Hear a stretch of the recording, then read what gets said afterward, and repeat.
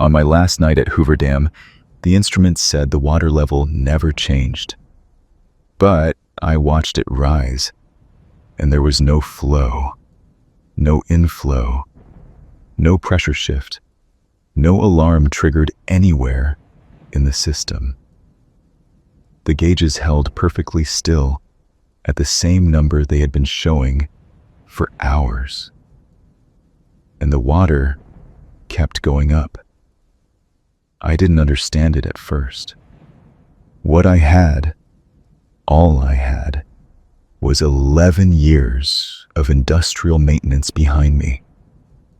6 of those at hydroelectric facilities, and one working philosophy that had never failed me. Instruments don't lie. They measure. They report. They don't have bad days. They don't get spooked. They don't convince themselves of things that aren't there. That was my whole framework. And there was a sheet in the break room that night. Laminated, old, set in the middle of the table like it had always been there. Like it had been waiting for someone with enough shifts behind them to finally read it slowly. One of the rules said, if the water appears higher than recorded, stop all inspections immediately. Do not proceed further. Do not attempt to reconcile the discrepancy. I had already looked out the viewing port by the time I found it. I had already seen the water. And I hadn't stopped. I hadn't turned around. That's the part I keep coming back to. Not what was in that reservoir. Not what I saw through the sub-level window on the night I decided to go looking. But the fact that I kept walking toward it every single time. I want to be clear about who I am before I tell you what happened. I am not someone who believes in things he can't measure. 6 years before Hoover Dam, I worked at a hydroelectric plant on the Pend Oreille River in Washington State. Before that, dam maintenance in 2 other states. I have a reputation among coworkers for being the most unromantic person in any room I enter. Someone once said I was the human equivalent of a flow meter. Reliable, boring, incapable of reading anything beyond what was directly in front of me. I took that as a compliment. That reputation is gone now. So is the job. And the sleep. And the particular kind of confidence you carry when you believe that measurement and reality are the same thing. I started at Hoover Dam on a Tuesday in early October, nearly 2 years ago. Transfer from Washington after a facility restructuring. Hoover was bigger. The pay was marginally better. Short commute from Boulder City. On paper, it made sense. If you've only seen it from the road, you know the dam as a curving gray wall. Enormous. Improbable. A bet that humanity made and won. The inside is something else entirely. Concrete and steel and vibration and noise. A constant low-frequency hum that you feel in your chest before your ears register it. The turbine halls are cathedral-sized, which sounds impressive until you're standing in one at 2 in the morning and the nearest human being is a quarter mile of tunnel away. The corridors run deep. The ceilings press low in the maintenance sections, and everywhere, behind every wall, you are aware of the water. Not because you can hear it clearly, because you can almost hear it. That almost is what the dam does to you. It puts you inside something that holds back an enormous weight, and it never lets you forget the weight is there. I did night shifts for the first 8 months. My supervisor was a man named Garrett Oakes, 12 years at Hoover, 10 before that at Glen Canyon. Methodical, patient, almost entirely humorless, in a way I deeply respected. He walked me through the inspection protocols my first week. The night route covered the turbine hall first, then down through the access corridors to the lower maintenance level, then back up through the elevator shafts on the Nevada side. About 3.5 hours at standard pace. You carried a tablet with a digital checklist, a two-way radio, and a physical logbook. Garrett didn't trust digital without a paper backup. The two systems agreed with each other 99% of the time. That 1% had never bothered me before. 8 months in, a Thursday in early October, I came in at 10, did the handoff with the evening crew, got my equipment. Nothing flagged. Lake Mead was at a stable seasonal level, low by historical standards but stable. Turbines running at scheduled capacity. Weather outside clear and cool. Everything about that shift on paper should have been unremarkable. The first thing I noticed was small enough that I almost didn't write it down. I was on the lower access level about 40 minutes into the inspection.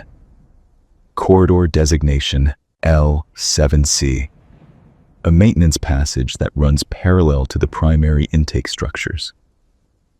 Low ceiling, maybe 5 feet wide. A strip of fluorescent lights that had always buzzed slightly louder than they should.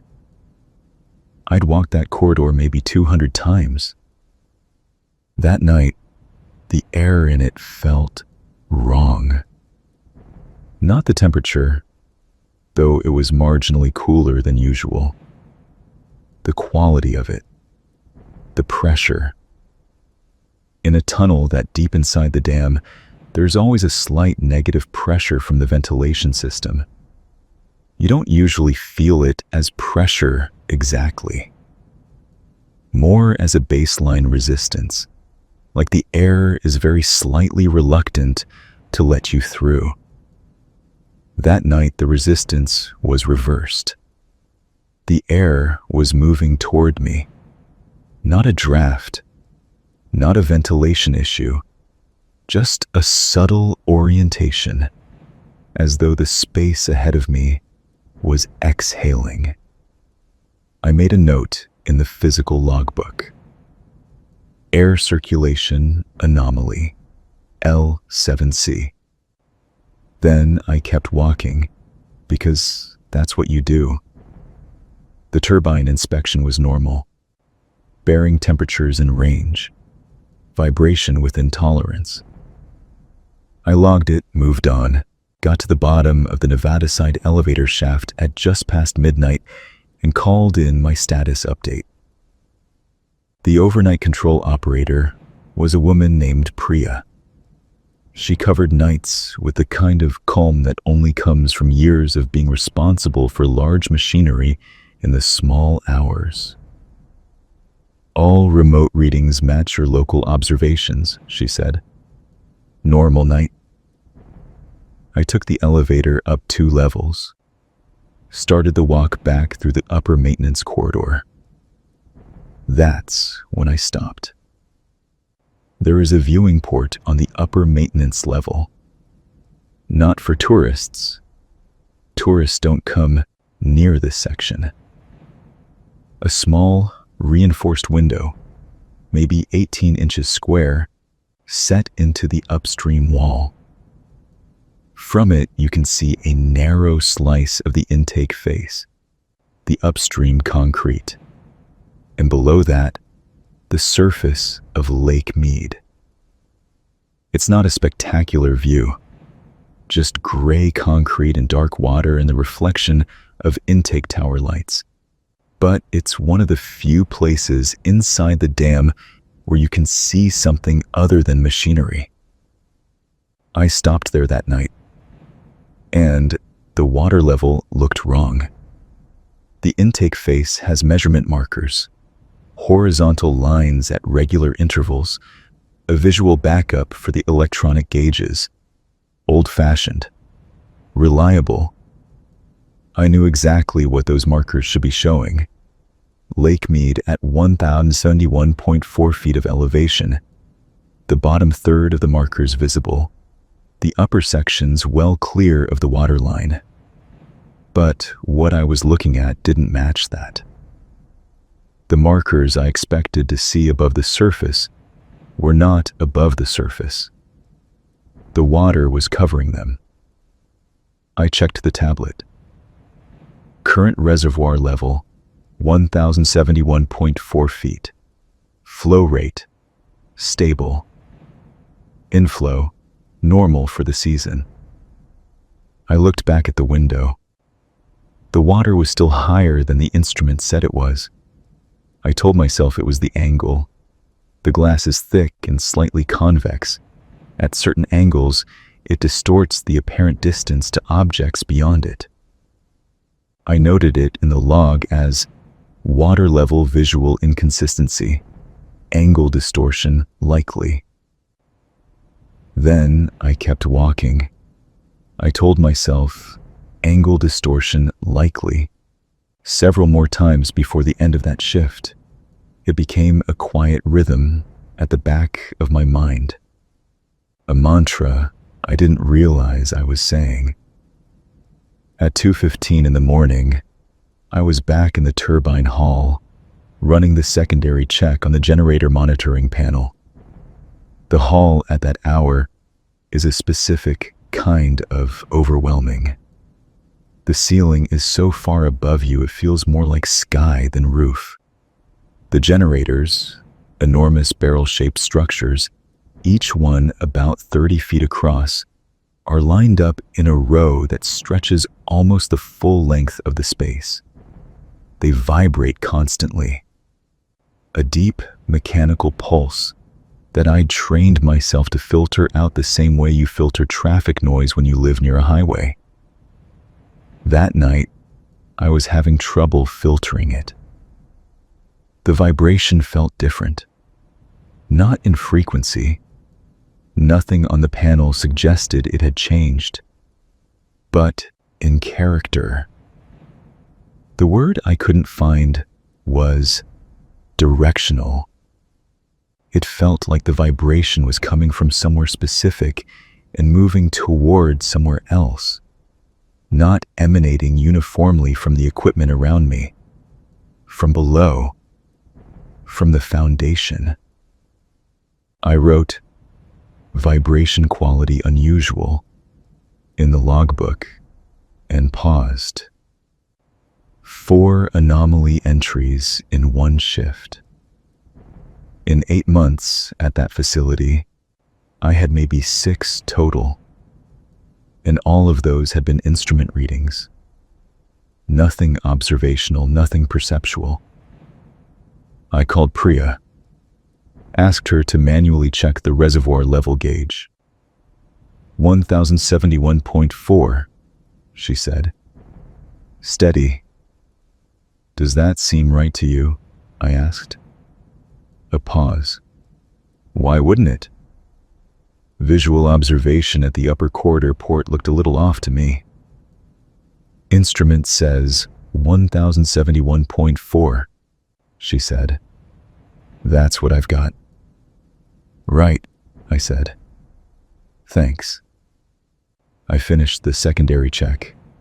Had about 3 hours before the morning crew arrived.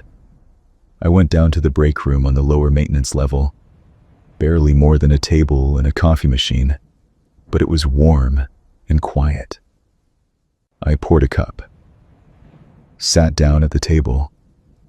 That's when I found the laminated sheet.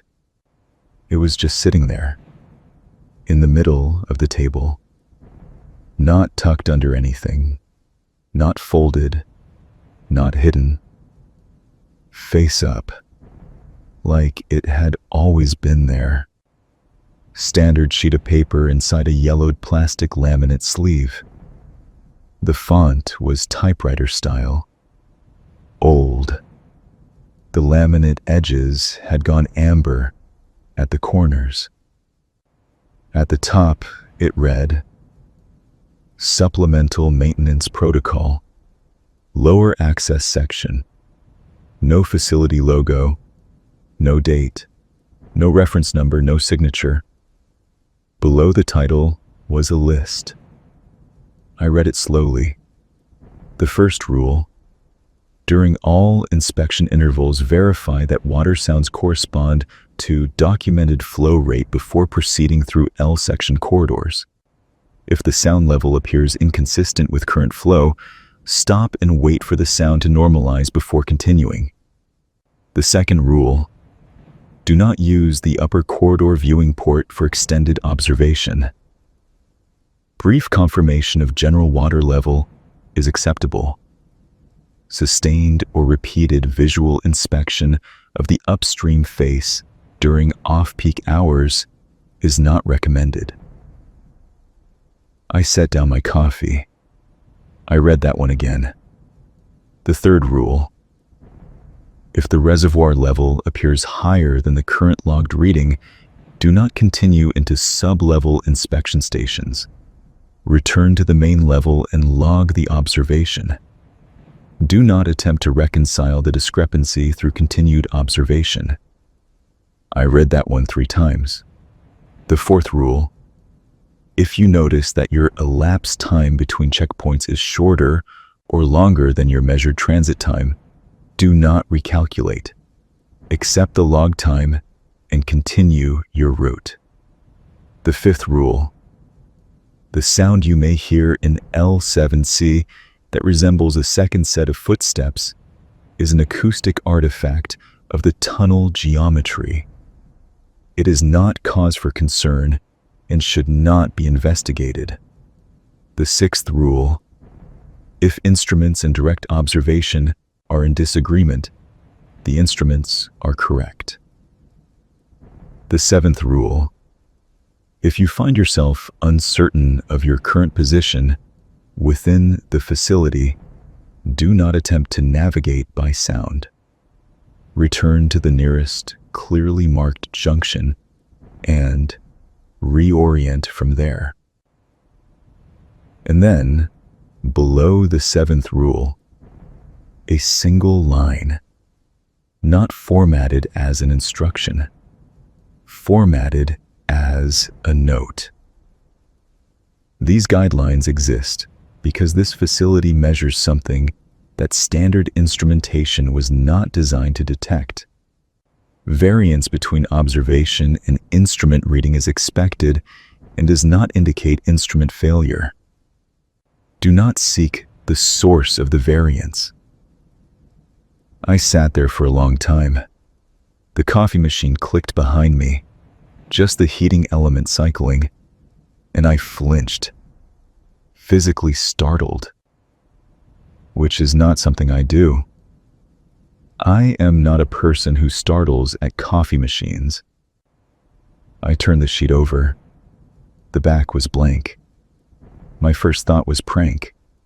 Someone on staff printed it as a joke. But this wasn't built for an audience. It was alone in a break room at 2:30 in the morning, waiting. My second thought was about Rule 2. Do not use the upper corridor viewing port for extended observation. That described exactly what I had done less than 2 hours ago. My third thought was about Rule 6. If instruments and direct observation are in disagreement, the instruments are correct. That described exactly what I had experienced at the viewing port. Neither of those rules could have been written in response to tonight. The sheet was old. Whatever this document was, it existed long before this shift, which meant these things had happened before, more than once, enough times that someone wrote 7 rules about them. I photographed the sheet with my phone, put it back in the middle of the table, try to find a clear thought. I couldn't. I went back to work. The final walkthrough of the lower access level is normally about 40 minutes.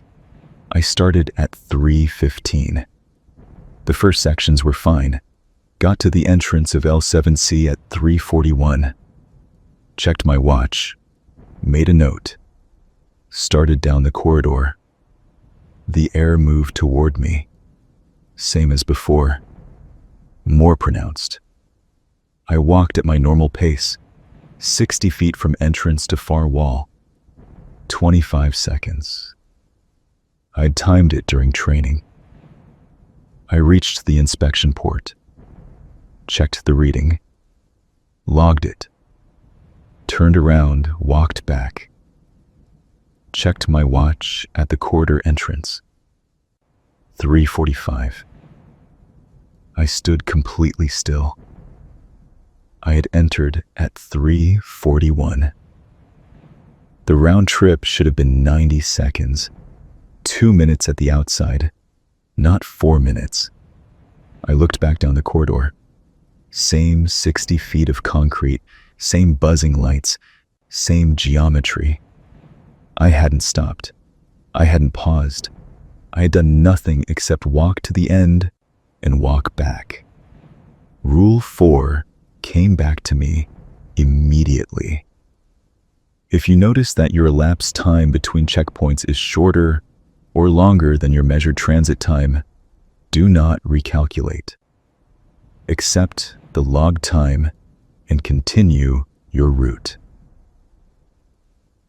I wrote 3:45 in my logbook and kept moving.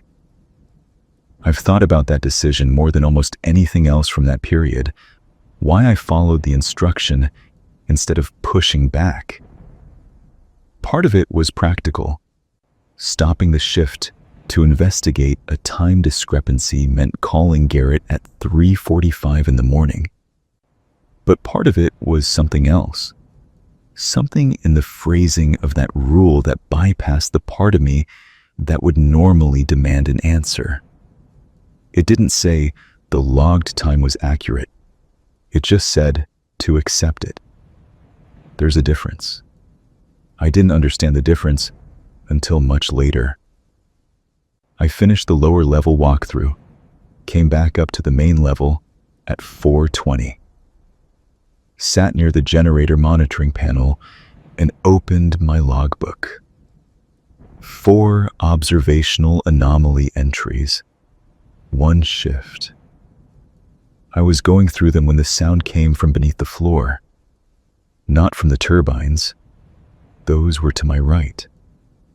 This came from below the concrete under my feet. Slow. Enormous. The sound of water moving through something immense at a pace that suggests weight and depth rather than pressure and velocity. Not mechanical. Not the sound of managed flow. Something patient. It lasted about 10 seconds. Then it stopped. I crouched at the nearest floor panel, listened at the seam. Nothing. Just sump pumps and baseline hum. At 4:55, I went to the upper corridor viewing port. I had told myself I wouldn't. I went anyway. The water was higher than it had been at midnight, not marginally, measurably. The intake structure, which at current actual reservoir levels should have had significant clearance above the waterline, had almost none. The markers that should have been exposed were not exposed. And the surface of Lake Mead was so perfectly still that it was reflecting the intake tower lights without a single ripple of distortion. I pulled up the tablet, 1,071.4 feet. Same reading.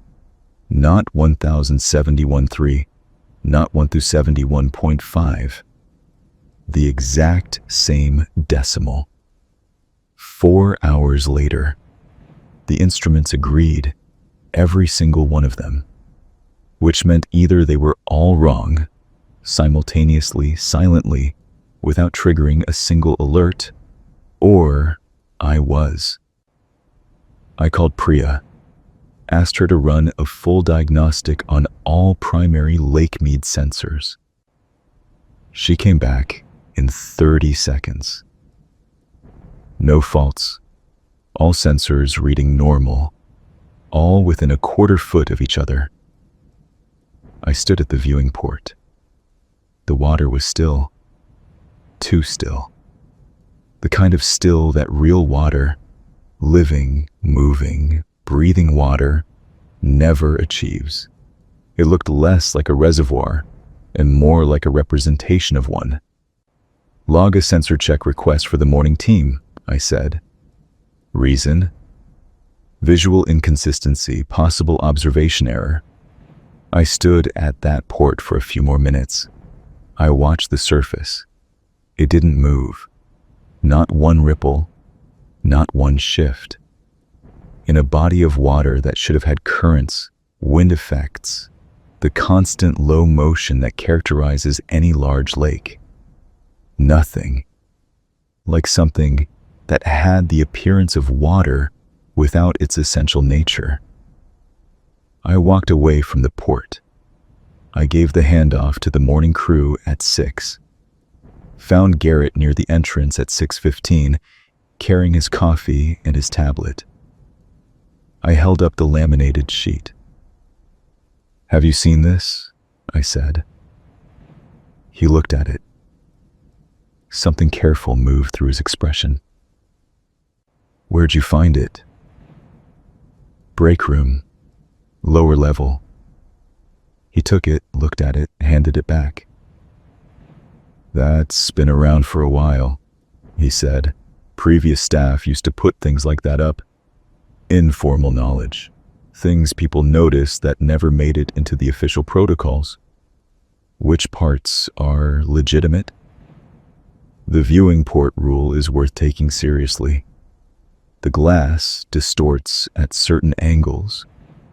We've had incident reports from people convinced the level was off when it wasn't. That one's real. The elapsed time rule, I said. L7C, I logged a 4-minute transit tonight for a 60-foot corridor. Something moved through his face. I still can't name what it was. Write it in the log, he said. Date and time. Garrett, what is that corridor doing? He looked at me for a moment. The instruments all read normal, he said. Is that right? Yes. Then that's your answer. He said it without inflection. Not dismissively. Not with any weight. Like someone reading from a manual they had memorized a very long time ago. Then he walked past me toward his office. I drove home. I didn't sleep well. I assembled the data, looked for the explanation that made everything consistent. I kept hitting the same wall. The instruments agreed with each other, agreed across multiple redundant arrays. No faults, no alerts, no anomalies. The control room confirmed it. The morning diagnostic confirmed it. And I had looked through a reinforced window at a reservoir that was running at a level no sensor in that facility could detect. Both things were real. Both things were verified. And they could not exist in the same physical universe. I finally slept around noon. When I woke at dark, there was a message from Marcus, the morning tech who'd run the sensor check I'd requested. All clean. No anomalies. Made me run it twice. You good? I wrote back. Yeah. Thanks. For about 3 weeks after that, nothing happened. The viewing port showed a water level that matched the instruments. L7C clocked in at 25 seconds each way. The air in the corridors felt like air. I started to rebuild the story where that one night was an anomaly. Fatigue, night schedule displacement, perceptual drift. I looked it up. It's a documented phenomenon in long-term shift workers in enclosed environments. I held on to that explanation like a handhold. I had almost convinced myself when the second incident happened. A Monday, 4 weeks after the first night. I was in the turbine hall, running the standard secondary check. 11:30 at night. The hall was empty. And then I heard Marcus's voice. Marcus was day shift. He shouldn't have been anywhere near the facility at that hour. But it was his voice. Same cadence. Same upward inflection at the end of sentences. A conversation. Back and forth. 2 voices maybe. Or one voice pausing as though listening to something I couldn't hear. I walked toward generator 6 at the far end. The voice continued. Not clearly enough to make out words, but clearly enough to hear the shape of it. I got to generator 6. No one. The voice stopped. I stood with my hand on the casing and listened to nothing but the hum. I called the control room, asked if anyone else was logged into the turbine hall. No, David said. Why? I heard a voice. Could be intercom echo. PA test earlier tonight. That was 9:30. This was 11:30. A pause. Well, there's nobody else logged in down there. Sound carries weird through the ventilation sometimes. Yeah, I said. Okay. But what I'd heard wasn't sound carrying weird through ventilation. It was a conversation happening in real time, in a space where no one was having it. The third incident came 10 days later. L7C. I'd started timing that quarter compulsively, the way you press a bruise even knowing it will hurt. I entered at 2:07, walked at a deliberately measured pace, did the inspection port check in exactly 2 minutes, walked back, exited at 2:12, 4 minutes and 51 seconds. Round trip for a 60-foot corridor. I stopped at the entrance, turned around, looked back down the length of it. Same tunnel it had always been. I walked back in. I counted my steps. At my stride of roughly 2.5 feet, 60 feet was approximately 24 steps. I counted 31 steps before I reached the far wall. I turned around, walked back. 23 steps. I came out of the corridor and sat down on the floor of the wider passage, back against the wall. 31 in, 23 out. Standard 24. 3 different numbers for the same distance, measured in the same hour. A corridor is not a variable. A 60-foot corridor is 60 feet. It does not change length between one transit and the next. There is no physical framework, none, in which those 3 measurements are simultaneously correct. And yet, I had measured all 3 of them with my own feet. I pulled out my logbook and wrote, L7C corridor measurement inconsistency. Step count inbound 31. Step count outbound 23. Standard approximately 24. No physical explanation apparent. The feeling wasn't fear. Not exactly. It was the sensation you get when a calculation doesn't resolve, and when you get an impossible result, run it again and get the same impossible result. An intellectual dread. Not fear of something happening to you, fear of understanding something. I got up, finished the walkthrough, and went back to the main level. I did not go to the viewing port that night. When I got home, I started doing research. I searched academic papers, engineering journals, facility incident reports, documentation on measurement challenges specific to very large reservoirs. I found material about how water temperature gradients, sediment density, and barometric pressure can affect electronic sensor readings in unpredictable ways. And I found one paper, Geophysics, a university I won't name, published about 15 years ago. Theoretical, not clearly written, but the argument was this.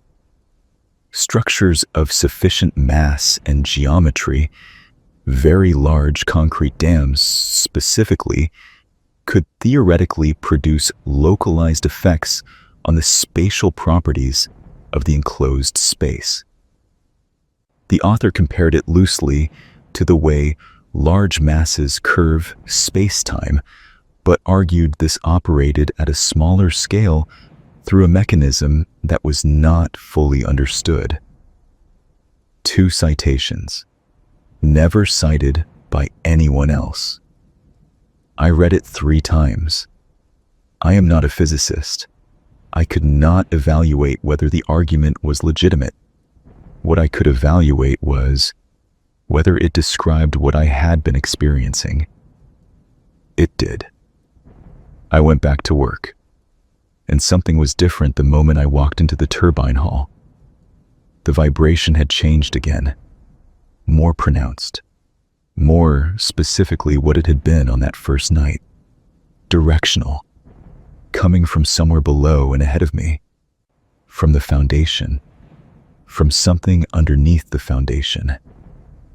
I started the inspection more deliberately than usual.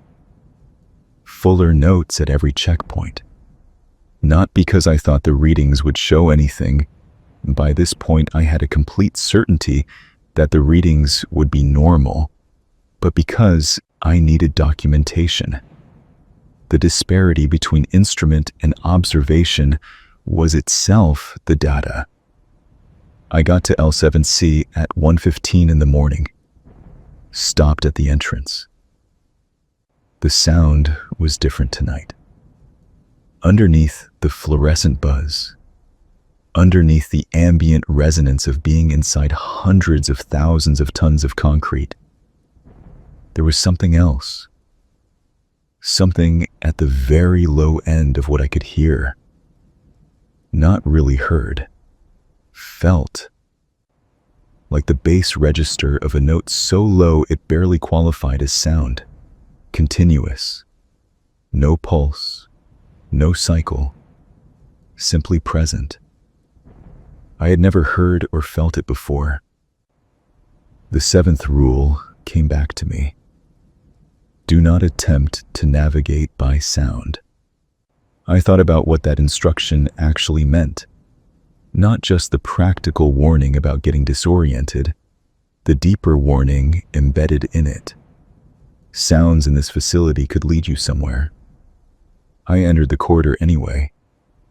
The low sound intensified as I moved inward, enough to confirm it was localized here, that I was walking toward its source. Halfway down the corridor, I stopped. The sound was coming from the wall.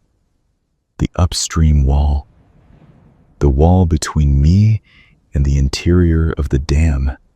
Between me and 400 feet of reinforced concrete. And beyond that, the full weight of Lake Mead pressing against the upstream face. I put my hand on the concrete. The wall was vibrating at the same frequency as the sound. A very slight vibration. The kind you feel in your palm rather than your whole hand. Not the mechanical vibration of turbines or penstocks, something subtler, more fundamental. Like the wall itself was resonating against something on the other side. I wasn't looking at rising water. I was watching something approach. That thought arrived fully formed, not built toward, just suddenly, completely there. The water level wasn't increasing the way water increases, filling from below, spreading outward, driven by inflow and pressure gradient.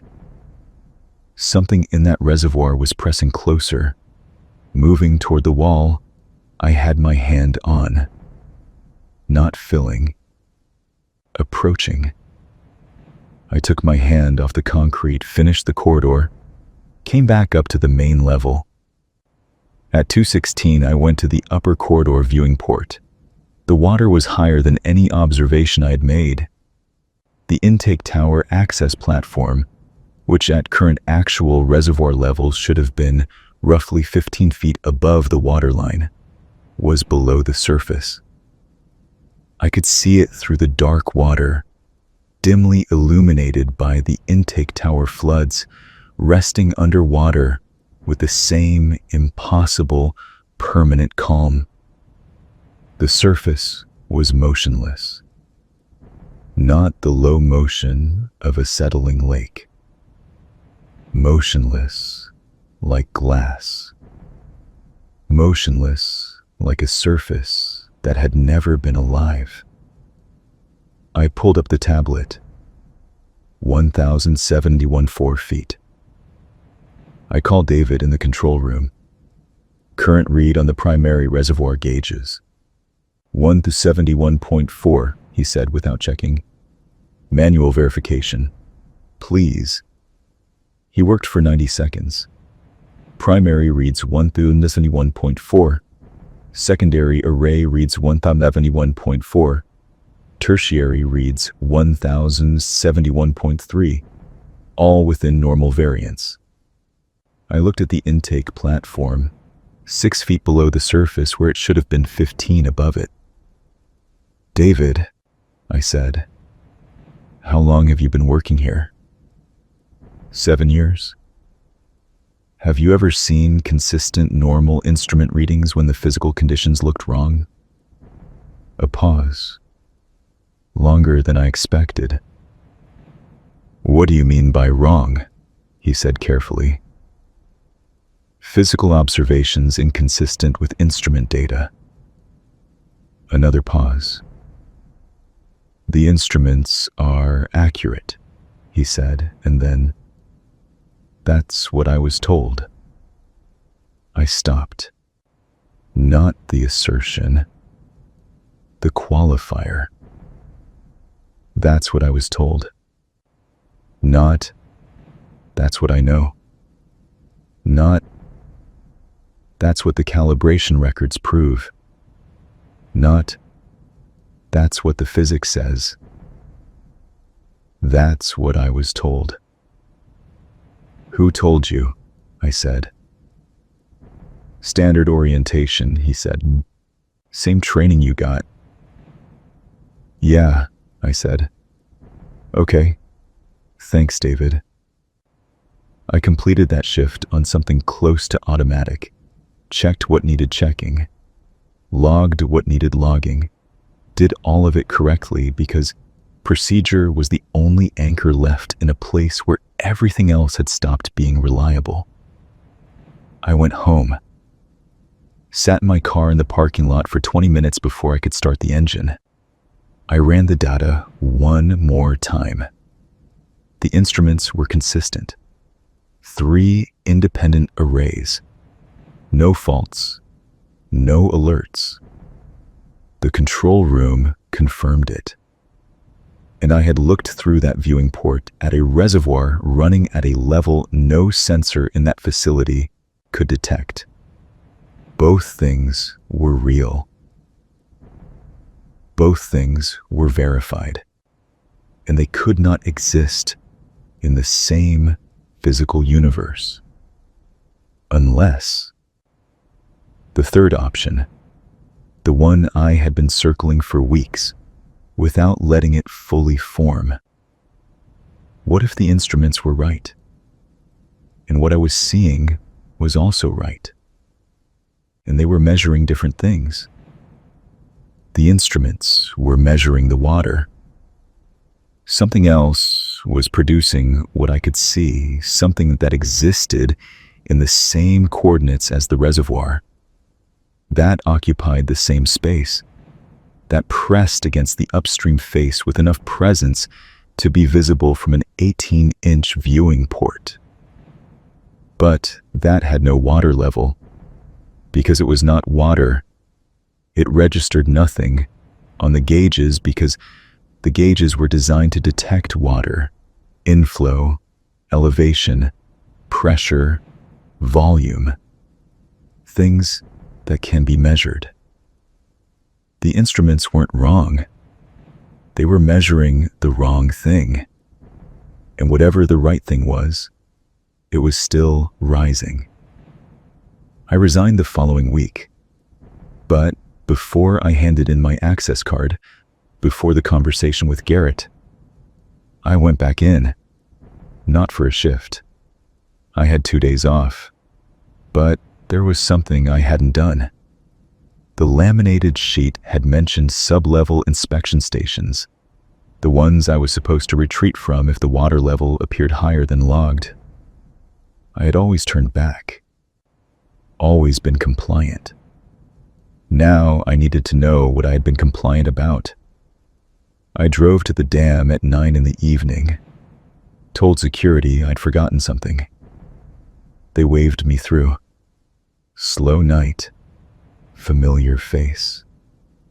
The interior at 9 on an unscheduled night felt different, more purely itself.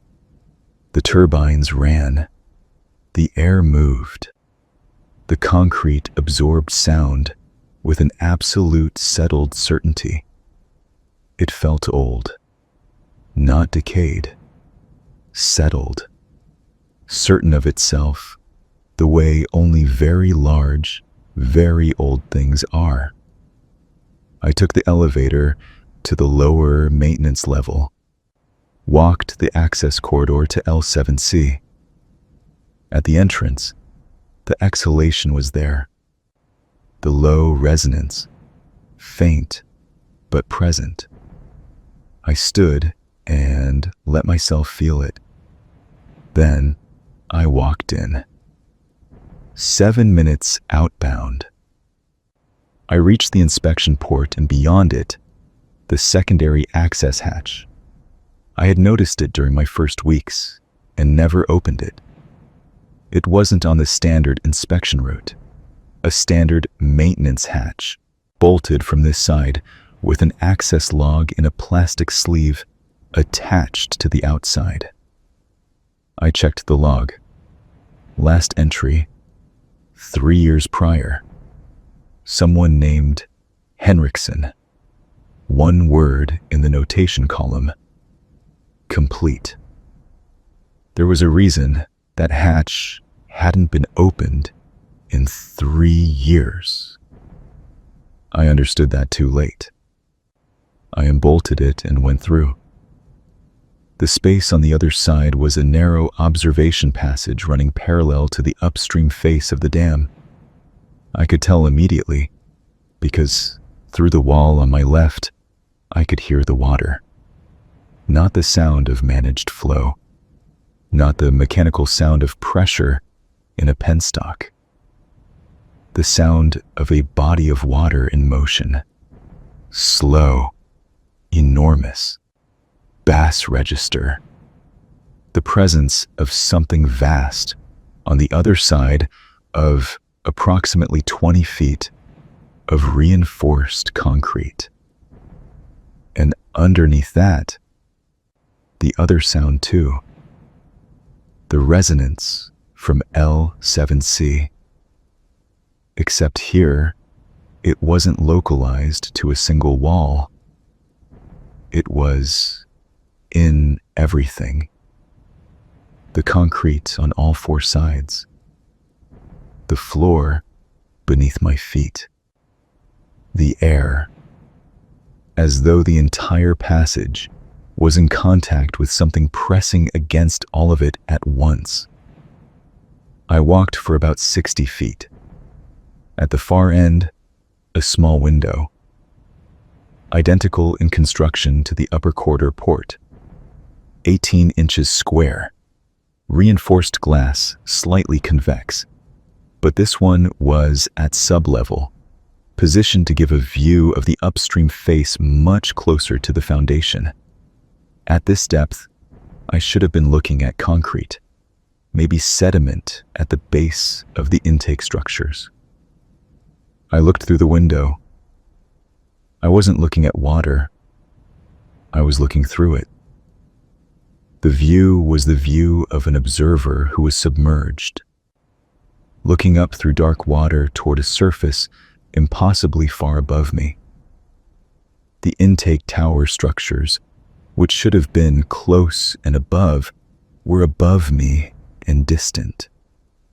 The distance you get from depth, the way things look from the bottom of something very deep. And there was light in the water, a pale, diffuse light with no identifiable source, illuminating from within rather than from above. Not natural, not artificial, just present, making everything visible but nothing clear, like something that knew it was being watched.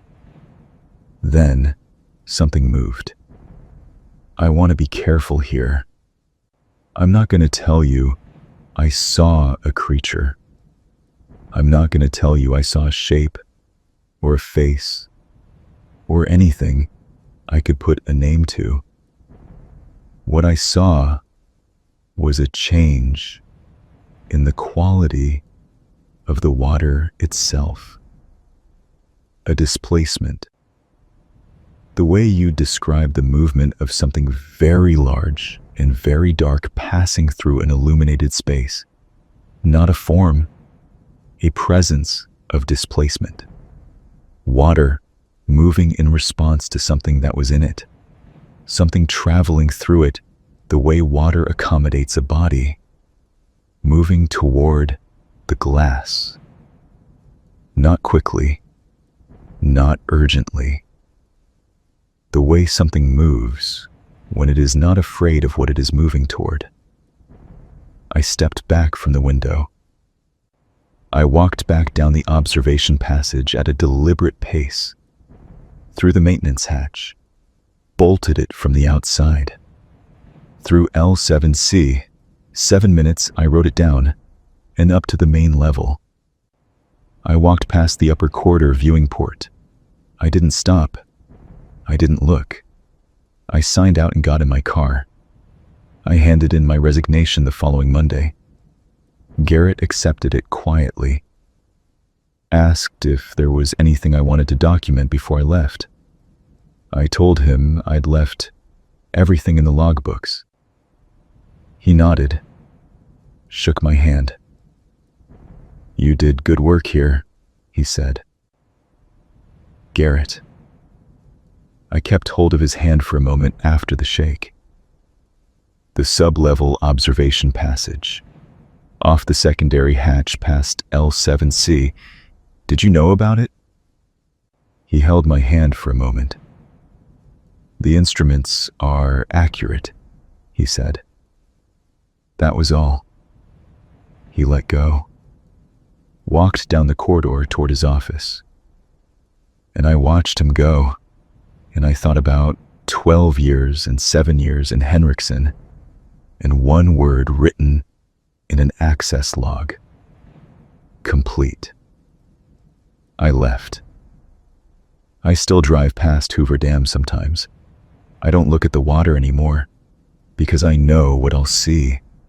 A surface that is too still, too dark, too perfectly reflective for a body of water that should have currents and wind and the constant low motion that living water has. The intake markers, covered by a depth that 3 independent sensor arrays insist does not exist. A reservoir that every calibrated instrument in that facility says is sitting at exactly 1,071.4 feet. The instruments are accurate. The water level is 1,071.4 feet.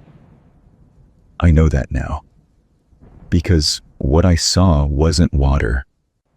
It was something else. And it doesn't need to rise the way water does. It just needs to get closer. And every time I drive past the dam, I feel it. Closer. And it's not stopping.